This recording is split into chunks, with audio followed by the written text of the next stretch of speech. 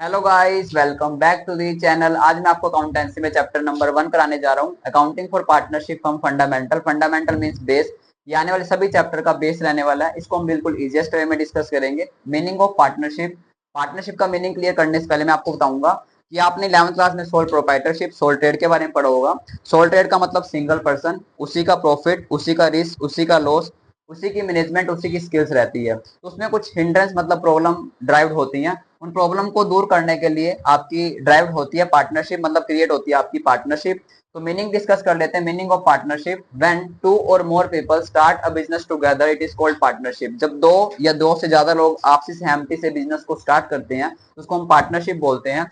अब इसमें main features क्या रहने वाले पार्टनरशिप में? To or more person. इसके अंदर टू मिनिमम पार्टनर्स 2 रहेंगे और मैक्सिमम पार्टनर आपके 50 रहेंगे। फिर उनके बाद एग्रीमेंट क्रिएट होता है।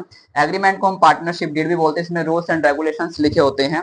और पार्टनरशिप डीड को हम आर्टिकल ऑफ पार्टनरशिप भी बोल सकते हैं। फिर होता है existence of business and profit motive. सबसे मेन इंपॉर्टेंट बात बिजनेस का होना, उससे भी इंपॉर्टेंट बात प्रॉफिट मोटिव।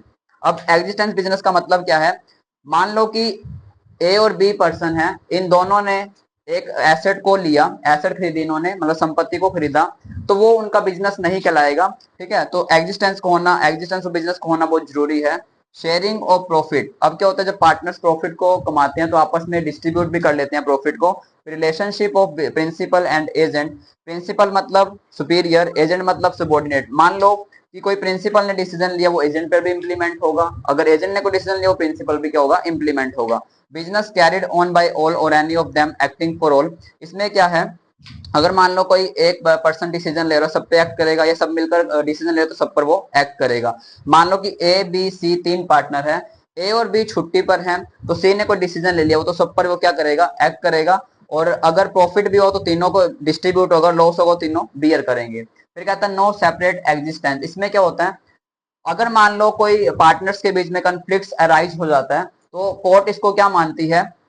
कोर्ट इसको मानती है कि पार्टनरशिप मतलब कि फर्म और पार्टनर्स क्या है आपके? सेम है। लेकिन अकाउंटिंग में इसको, पार्टनरशिप को और पार्टनर्स को अकाउंटिंग में क्या माना जाता है? अलग अलग माना जाता है। Thank you guys. अगली नेक्स्ट वीडियो में आपको मैं राइट्स ऑफ पार्टनर कराऊंगा आपको। ओके।